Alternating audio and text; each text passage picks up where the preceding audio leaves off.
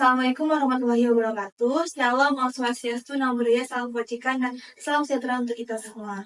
Baik, di sini kami dari kelompok 11 akan mempresentasikan hasil diskusi kelompok kami, yaitu membahas mengenai fondasi struktur organisasi. Sebelumnya, izinkan kami untuk memperkenalkan diri kami terlebih dahulu. Perkenalkan, nama saya Esa Gata, selaku moderator sekaligus pemateri. Perkenalkan, nama saya Stefani Briskaican sebagai pemateri. Perkenalkan, nama saya Vina Maira sebagai pemateri. Perkenalkan, saya Zakat sebagai pemateri. Kita masuk ke latar belakang dari yang akan kita bahas, yaitu struktur organisasi adalah gambaran bagaimana sebuah organisasi mengatur dirinya untuk mencapai tujuan. Hal ini meliputi pembagian tugas dari level tertinggi hingga terendah, serta wewenang internal dan sistem koordinasi. Struktur ini penting untuk menjaga kelangsungan organisasi, mengarahkan individu pada doktrin dan program, serta mempengaruhi kemampuan sumber daya dalam menjalankan program kerja. Struktur organisasi menentukan seluruh tugas, hubungan antar tugas, batas wewenang, dan tanggung jawab. Selain itu, struktur mengatur pola interaksi individu, kelompok, dan menetapkan mekanisme formal serta pola interaksi yang harus diikuti. Adapun tujuan dari presentasi pada siang hari ini yaitu yang pertama, memahami konsep struktur organisasional dan perannya dalam organisasi. Yang kedua, mengidentifikasi 6 elemen-elemen kunci yang mengidentifikasikan struktur organisasi. Yang ketiga, mengidentifikasi 3 desain organisasi yang umum. Yang keempat, mengidentifikasi 2 opsi desain yang baru. Yang kelima, memahami mengapa struktur organisasi berbeda dan perbandingan dari model struktural mekanistik dengan organik. Yang keenam, menganalisis implikasi perilaku dari desain organisasional yang berbeda. Yang terakhir yaitu mengidentifikasi bagaimana contoh peran manajerial dalam struktur organisasi. Kita masuk ke pembahasan yang pertama yaitu pengertian struktur organisasi. Jadi organisasi adalah kumpulan orang yang bekerja sama untuk mencapai tujuan bersama dengan kemampuan berkontrak sebagai faktor penting. Perbedaan organisasi terletak pada struktur, strategi, gaya, keterampilan, staf, nilai bersama, dan sistem. Struktur organisasi mengatur pembagian, pengelompokan, dan koordinasi peran. Manajer perlu memahami struktur untuk bekerja secara lebih efektif, yang mencakup posisi, otoritas, dan aktivitas. Struktur juga harus mendukung perubahan dan mengelola tanggung jawab serta pengelompokan pekerjaan dalam departemen. Selanjutnya ada teori-teori dalam struktur organisasi. Organisasi sosial adalah perkumpulan yang dibentuk oleh masyarakat, baik berbeda suku maupun tidak, berfungsi sebagai sarana partisipasi dalam pembangunan bangsa dan negara. Manusia sebagai makhluk sosial membentuk organisasi sosial untuk mencapai tujuan-tujuan yang tidak bisa dicapai sendiri. Yang kedua adalah organisasi formal, yaitu adalah entitas yang berorientasi pada tujuan, dibentuk untuk mengakomodasi upaya individu dan kelompok dalam mencapai tujuan bersama. Organisasi formal menyajikan hubungan otoritas, merinci rantai komando, dan menetapkan kebijakan serta prosedur untuk mengkoordinasikan aktivitas. Selanjutnya itu faktor-faktor penentu utama dalam struktur organisasi. Jadi menurut Handoko 2001, beberapa faktor utama yang menentukan perencanaan struktur organisasi itu ada 4. Yang pertama ada strategi organisasi, yang kedua teknologi, yang ketiga anggota dan orang-orang terlibat, dan yang terakhir ukuran organisasi. Baik, selanjutnya akan dilanjutkan oleh rekan saya. Oke. Nah, selanjutnya masuk ke langkah-langkah dalam struktur organisasi. Menurut Harjito tahun 1995, dalam Herul Umum pada tahun 2012, penetapan struktur organisasi memerlukan langkah-langkah penting sebagai berikut, yakni ada perumusan tujuan, kesatuan arah, pembagian kerja, tanggung jawab, koordinasi, tingkat pengawasan, serta rentang manajemen. Next. Nah, masuk ke fungsi dan kegunaan struktur keorganisasian, yakni ada 2 di sini seperti kejelasan tanggung jawab dan kejelasan uraian tugas. Untuk kejelasan tanggung jawab sendiri itu, setiap anggota organisasi harus memiliki tanggung jawab yang jelas, termasuk apa yang harus dipertanggungjawabkan kepada pimpinan. Untuk kejelasan uraian tugas, struktur organisasi yang jelas membantu pimpinan dalam melakukan pengawasan dan pengendalian. Next. Nah, Lanjut ke struktur organisasi dalam jangka panjang dan pendek. Menurut Minardi tahun 2009, struktur organisasi dapat dibagi menjadi dua, yaitu organisasi jangka panjang serta jangka pendek.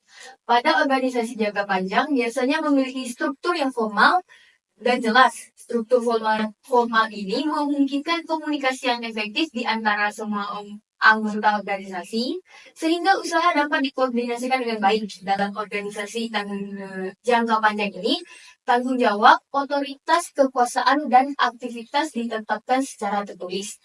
Lanjut ke organisasi jangka pendek. Organisasi jangka pendek biasanya tidak memiliki struktur yang tinggi atau formal. Hubungan-hubungan dalam organisasi ini cenderung ditetapkan secara ad hoc tanpa mempertimbangkan dampak jangka panjangnya. Next. Nah, mendesain struktur sebuah organisasi. Menurut John pada tahun 2006, manajer yang mendesain struktur organisasi dihadapkan pada keputusan-keputusan yang sulit. Karena mereka harus memilih kerangka kerja jabatan, proyek, dan departemen. Proses ini disebut dengan desain organisasi yang mencakup keputusan-keputusan dan tindakan-tindakan yang menghasilkan struktur organisasi ini. Nah, masuk ke mendesain struktur sebuah organisasi. Kan tadi udah dijelasin tuh di PT sebelumnya. Ya, ini kita masuk ke keputusan utama dalam desain organisasi yang mana meliputi 4. Ya, ini seperti pembagian tugas, pengelompokan jabatan, rentang kendali, serta distribusi kewenangan. Oke, selanjutnya akan dijelaskan oleh rekan saya. Berikutnya saya akan menjelaskan 6 elemen kunci yang perlu dipertimbangkan oleh manajer ketika merancang struktur organisasi. Yang pertama adalah spesialisasi kerja atau pembagian kerja. Yang kedua adalah departementalisasi. Yang ketiga adalah rantai komando. Yang keempat adalah rentang kendali. Yang kelima sentralisasi dan desentralisasi. Dan yang terakhir adalah formalisasi. Desain organisasi yang umum. Struktur sederhana, terutama yang diceritakan dengan apa yang bukan dan bukan yang sebenarnya. Struktur ini tidak rumit.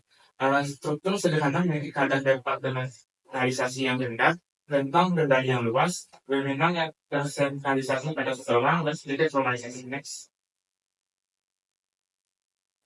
Yang B adalah birokrasi. Birokrasi dicirikan dengan tugas-tugas operasi yang sangat rutin yang dicapai melalui spesialisasi, aturan dan ketentuan yang sangat formal. Tugas-tugas yang dikelompokkan ke dalam beberapa departemen fungsional dengan terpusat tanpa kendali yang sempit dan pengambilan keputusan yang mengikuti rantai komando. Next. Struktur matriks. Pada hakikatnya, struktur matriks menggabungkan dua bentuk departementalisasi, fungsional, dan produk. Karakteristik struktur paling nyata dari matriks adalah bahwa ia memanfaatkan konsep kekuatan momentum. Karyawan dalam struktur matriks memiliki dua atasan, manajer, departemen fungsional, dan manajer produk. Karena itu matriks mempunyai rantai komando dan next. Berikutnya adalah karakteristik organisasi virtual. Organisasi virtual didefinisikan sebagai jaringan yang fleksibel antar entitas independen dan dihubungkan oleh teknologi informasi agar dapat saling berbagi keterampilan, pengetahuan, serta akses pada keahlian orang lain dengan cara non-tradisional. Pada umumnya, organisasi yang inti kecil yang merupakan sumber luas terbesar fungsi bisnis. Dalam istilah struktural, organisasi virtual sangat tersentralisasi dengan sedikit tidak ada departementalisasi. Sekian dan saya lanjutkan. Oke, baik. Selanjutnya adalah organisasi yang tak terbatas. Jadi organisasi tak terbatas adalah konsep perusahaan tanpa batasan hierarki, departemen atau hambatan dengan pihak luar untuk menciptakan lingkungan kerja yang fleksibel dan kolaboratif. Konsep ini diperkenalkan oleh Jack Welch, mantan CEO General Electric, yang membayangkan GE seperti gerai bahan makanan keluarga dengan struktur yang sederhana. Tujuannya adalah untuk menghapus sistem yang kaku, memperluas tanggung jawab karyawan, dan mengganti departemen tradisional dengan tim lintas fungsi yang lebih mandiri. Yes. Selanjutnya adalah perbedaan antara struktur mekanis dan organik serta alasan perbedaannya. Yang pertama adalah struktur organisasi mekanik. mekanik, yaitu memiliki ciri-ciri spesialisasi yang tinggi, pembagian kerja yang ketat, aturan yang jelas, dan komunikasi yang terbatas, dan kekuasaan terpusat. Proses kerjanya sangat tersentralisasi dengan hierarki manajerial yang tegas, seringkali disebut juga sebagai birokrasi. Yang kedua adalah strategi organik. Ini lebih fleksibel dengan prosedur yang lebih sedikit, pengambilan keputusan yang lebih banyak melibatkan orang, dan aliran informasi yang bebas. Struktur ini sangat cocok untuk organisasi yang fokus pada inovasi dan adaptasi. Selanjutnya adalah perilaku dari desain organisasi yang berbeda. Jadi struktur organisasi mempengaruhi perilaku dan kepuasan pekerja, tergantung pada preferensi individu. Dalam organisasi mekanis yang terstruktur, pekerja lebih menghargai konsistensi, sementara di organisasi organik yang fleksibel, mereka lebih menghargai keadilan. Spesialis kerja juga meningkatkan produktivitas, tetapi tidak menurunkan kepuasan jika terlalu menumpuk. Tentang kendali yang lebih luas tidak selalu meningkatkan kinerja, karena beberapa pekerja lebih suka pengawasan yang lebih dekat. Selanjutnya, organisasi yang desentralisasi memberikan otonomi yang meningkatkan kepuasan, meski ada yang merasa bingung dengan kebebasan yang berlebihan. Jadi, manajer ini perlu mempertimbangkan perbedaan individu untuk memaksimalkan kinerja dan kepuasan. Selanjutnya adalah contoh peran manajerial dalam struktur organisasi. Yang pertama adalah perancangan struktur organisasi, yang kedua adalah pembagian tugas dan tanggung jawab, yang ketiga adalah pengalokasian sumber daya, yang keempat adalah penentuan otoritas dan kepuasan, dan yang kelima adalah pengaturan dan aliran informasi. Baik, selanjutnya adalah kesimpulan. Jadi dalam merancang struktur organisasi, penting untuk memahami setiap unsur dasar yang perlu diperhatikan. Dari yang telah kami sampaikan, kita bisa menyimpulkan bahwa proses perancangan struktur tidak hanya melibatkan pimpinan, tetapi juga melibatkan beberapa karyawan hingga tingkat paling bawah. Namun, kita mungkin akan menghadapi berbagai kendala yang terkait dengan unsur-unsur seperti spesialisasi kerja, departementalisasi, rantai komando, rentang kendali, sentralisasi, dan desentralisasi. Setiap unsur ini dapat mengalami kelemahan seiring berjalannya waktu, sehingga perlu dilakukan penyesuaian pada struktur organisasi agar tetap berjalan efektif dan sesuai dengan kebutuhan yang berkembang. Selanjutnya akan disampaikan kepada Baik, sekian presentasi dari kelompok kami. Untuk bagi teman-teman yang ingin bertanya, kami persilakan untuk komen di kolom komentar. Sekian dari kami, terima kasih.